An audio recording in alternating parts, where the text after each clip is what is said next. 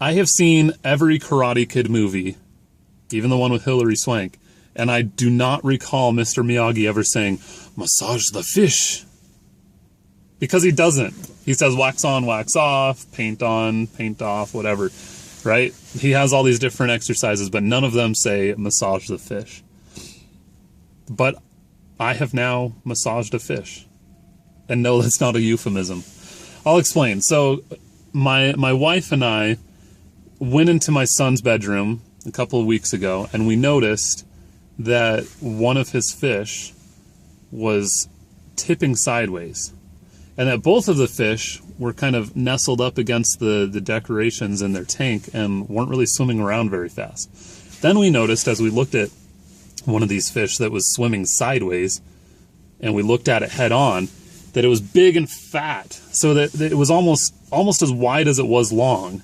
And that is not a normal condition for fish. Normally they should be pretty skinny like that. So we did some internet research, as any responsible pet owners would.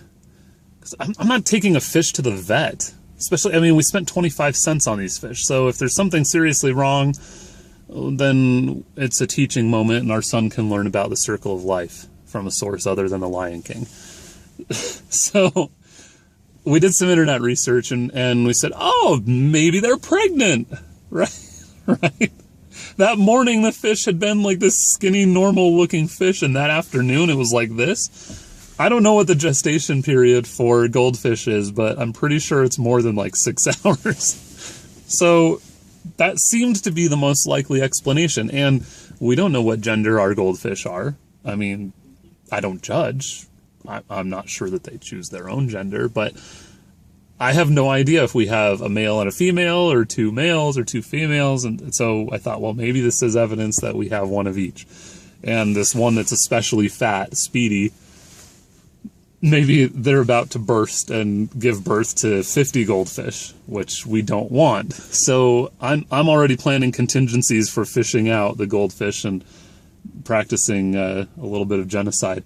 Anyway, as we do continued research online, my wife actually determined that, on some message boards and things, that these fish had probably overeaten. So I asked my son, and we figured out that I had fed the fish that morning, and then within probably a few minutes, he had fed the fish. So they had overeaten. Goldfish will eat anything you put in there. So I looked at these fish, and they're leaning sideways and, kind of swimming slowly. They looked lethargic. Honestly, they looked like, when they were tipping sideways, they looked like the next move was going to be to go like this and start floating on the top of the tank, and that would be a problem. We have emotional attachment issues, even though we've only had the fish for 4 months. So, my wife read online what to do if your fish has eaten too much.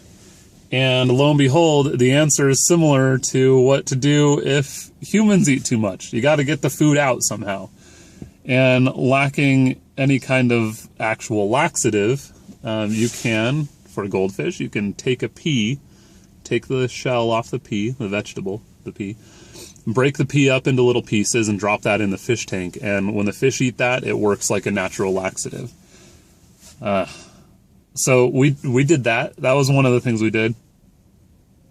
But as I alluded to earlier, we also needed to massage the fish. So I stuck my hands in the tank and tried to grab the fish, and they shook around and got out of my hands, and I was worried about hurting them. Because I have these big, manly hands. I didn't want to squish the fish. So my wife said, okay, you know what? You've tried a couple of times. The fish keep getting away. You're getting frustrated, I can tell.